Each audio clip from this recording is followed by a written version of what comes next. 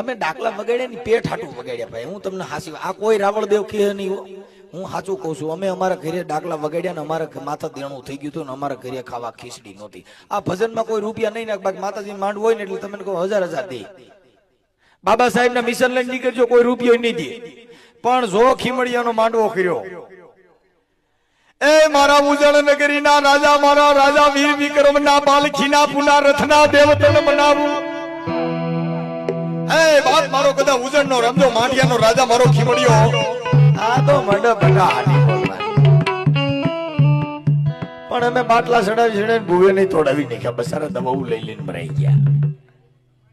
એવી મસ્ત સાણકો મારીને તમારા ભૂવા આનંદ જ કરે. એવી સાણક ઈ એક સાબુક છે, ભક્તિમાં સાબુક છે સાહેબ.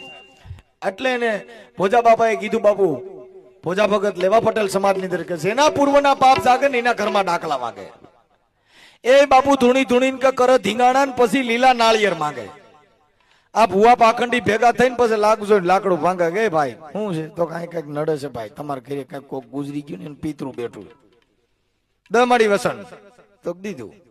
તમારી ભાડલા ની ગેલ સાક્ષી થા હું કા ગલકું ખોવું છે તરત જ દે વચન. એટલે હા, અને પછી પાછા કહીએ કે બાપ કદાચ મારી સમજો આજ મારી કદાચ સાંજો આજ મારા હરગવાળાના પાદર ની અંદર કદાચ બાપ મારી દેવ નો આવે ને તો મારી અમે 8 બેઠકું કરીને તઈ માં રાજી નો થઈ. એટલે હું આવડા દર વરે ગલકા ખો એટલે અમારો ધંધો હાલે.